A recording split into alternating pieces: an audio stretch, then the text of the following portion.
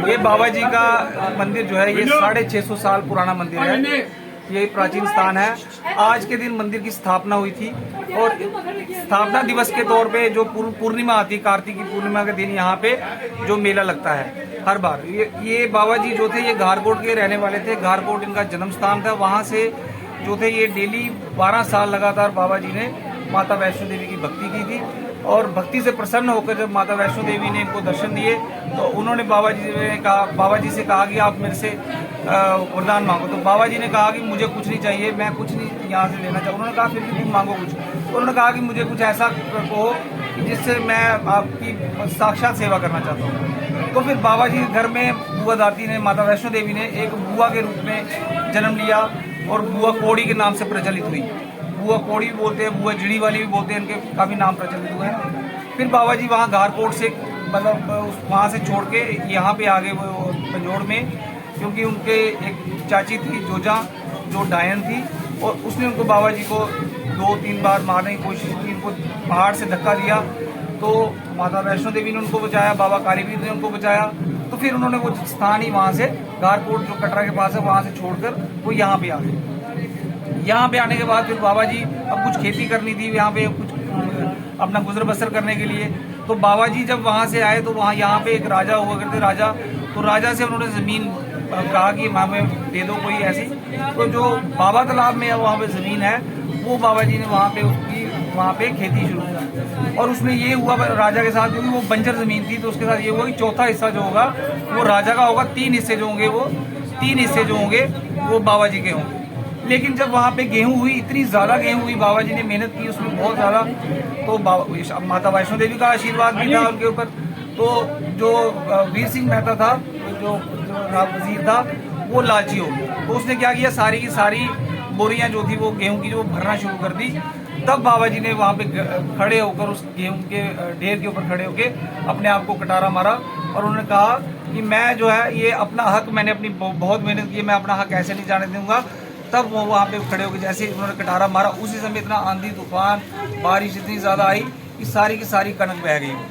और आज तक जो वो कनक किसी न किसी तरीके से भी किसी ने भी खाई, वो आज भी ऐसे रिलाते हुए यहाँ पे आते हैं। लोग भी देते बाबा ने दिना खून मलाई कुछ ऐसे। तो बाबा जी ने उस समय ये कहा था कि रुखी कनकनी खाया मैं तेरा दिना मास रलाई। वो चीज़ जो थी वो बाबा जी ने इसलिए कहा था कि वो जो वीर सिंह मेहता था वो लालची हो गया था। तो उसने जब गलत किया तो बाबा जी ने ये श्लोक बोले, उन्होंने कहा कि मैं जो है अपना हक नहीं दूंगा, ठीक है, ये रूखी नहीं खाने दूंगा तुमको, मैं इसमें अपना जो है अपना खून अपना मांस इसमें मिला के दूँ, फिर उसको खाना तुम। लेकिन उसको कि ब्रह्म हत्या लगी, फिर उसको जो है उससे मतलब उसका जब ब्रह्म हत्या लगी उसका आज वो मतलब उसके बाद क्या हुआ कि उसका जो वंश था वो वीर सिंह मेहता का पूरा खत्म हो गया था वंश। और फिर बाबा जी का शरीर उसने यहाँ पे आके कहीं सिंबल के पेड़ में छुपा दिया था। और फिर यहाँ सिंबल का जो पेड़ था यही पास, ये जो आज ये स्थान देख रहे हैं आप, यहीं पे एक सिंबल का पेड़ हुआ करता था। तब यहाँ पे फिर बाबा जी का संस्कार भी यहीं पे हुआ और फिर यहाँ पे ही मंदिर का निर्माण हुआ बाबा जी के। और हमारा परिवार जो है पिछले 600 साल से हमारे पूर्वज पीढ़ी दर पीढ़ी जो है हमारा परिवार जो है यहाँ पे सेवा करता है। बाहर तालाब भी है बाबा जी का, उसके इतिहास के बारे में देखिए यहाँ पे इनका एक बाबा जी जब वहाँ से आए तो यहाँ पे एक उनका मित्र था जिसको कोढ़ हो गया था। तो जब कोढ़ हो गया उसका ईसो एक नाम था उसको जब कोढ़ हुआ तो बाबा जी ने वहाँ पे जो तालाब था, तालाब के अंदर उन्होंने वहाँ पे इतना कटार मारी तो वहाँ से जल निकला। और वो जल जब निकला तो उन्होंने कहा इस जल से स्नान करो तुम, तो इससे तुम्हारा जो है वो तुम कोढ़ ठीक हो जाएगा। तो वो बाबा जी ने जो थे वो माता के भक्त थे, तो उन्होंने ऐसे ही कटार मार दी कि भाई ये मतलब चलो माता का नाम लेके उन्होंने किया। लेकिन वो जैसे वो उससे स्नान किया तो उसका वो कोढ़ ठीक हो गया। तो आज भी जिसको भी कोई स्किन की प्रॉब्लम होती है, कुछ भी होती है, कोई जिनका बच्चा नहीं होता है, कुछ भी, तो बाबा तालाब आके स्नान करते हैं। उसके बाद स्नान करने के बाद वो माता, ये जो हमारा जिड़ी का मंदिर है यहाँ पे आके वो माथा टेकते हैं। कुछ लोग ऐसे सफाई व्यवस्था भी नहीं करते हैं, एकदम डाल देते हैं आगे पीछे। क्या मैसेज देना चाहेंगे लोगों को? देखिए, लोगों को यही मैसेज देना चाहते हैं कि स्वच्छता बनाए रखें यहाँ पे, ठीक है, क्योंकि ये जो है सभी डिपार्टमेंट जितने भी हैं, सारे डिपार्टमेंट पूरा योगदान दे रहे हैं। वो यहाँ पे चाहे क्या वो मतलब पुलिस की तरफ से जो पुलिस प्रशासन है या टूरिज्म डिपार्टमेंट है, और भी जो डिपार्टमेंट्स जो इसके साथ SDM साहब हैं हमारे यहाँ पे, वो सारे जितने भी सब पूरा योगदान दे रहे हैं। लेकिन लोगों से ये है कि हम एक गुजारिश करते हैं कि थोड़ा सा गंद ना डालें और ये सहयोग करें कि ये एक साफ सुथरा मेला हो। और जो ये इस बार 2 साल बाद मेला हुआ है, ये इस मेले को बढ़ चढ़ कर लोग हिस्सा लें और यहाँ पे आके माथा टेकें। इस बार श्रद्धालुओं में भी काफी बढ़ोतरी होगी, उसके लिए क्या कहेंगे? देखिए, जो श्रद्धालुओं में बढ़ोतरी तो इस बार होगी, क्योंकि 2 साल से वो नहीं आए हैं।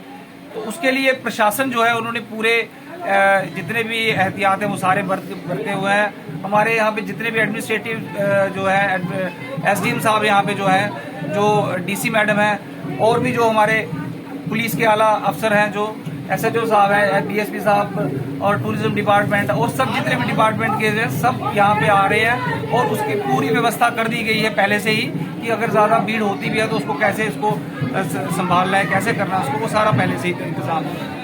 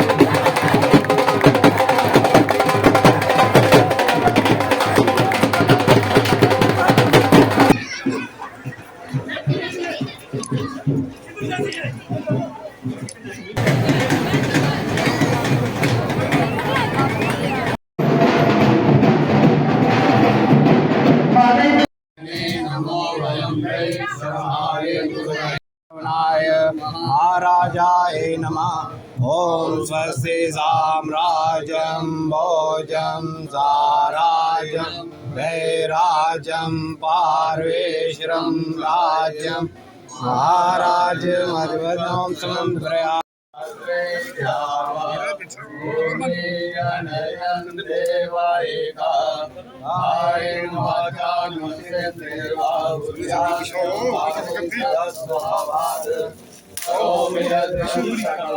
का मेला है, जो हर साल होता है। यहाँ पर न केवल जम्मू कश्मीर से बाहर के स्टेट से भी लोग आते हैं। तो आप यहाँ देखेंगे कि लगभग 1 लाख की संख्या में पर डे लोग आते हैं। यहाँ पर डिस्ट्रिक्ट एडमिशन जम्मू की तरफ से पूर्णतया उनके प्रबंध किए गए हैं। यहाँ पर उनके लिए वॉशरूम्स की व्यवस्था की गई है, बैठने के लिए व्यवस्था की गई है, पार्किंग के लिए की गई है। उसके अलावा यहाँ पर जितना भी, क्योंकि मेनली जो यहाँ पर आते हैं किसान आते हैं, किसानों की जानकारी के लिए, अवेयरनेस के लिए यहाँ स्टॉल्स भी लगाए गए हैं, जिससे किसानों को नई टेक्नोलॉजी के बारे में, नए संसाधनों के बारे में पता चले। तो उसमें सरकार की तरफ से, प्राइवेट पार्टनर्स की तरफ से भी रखा गया है।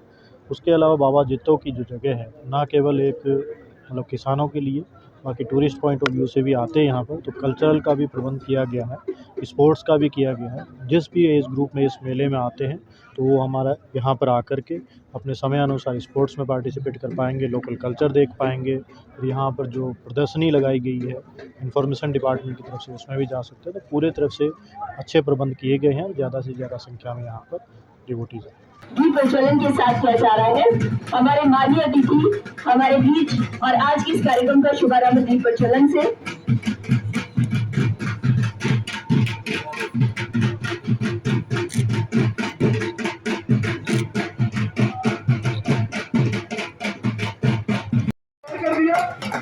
और न्याय और अधिकार की खातिर अपने प्राणों की आहुति दे रही।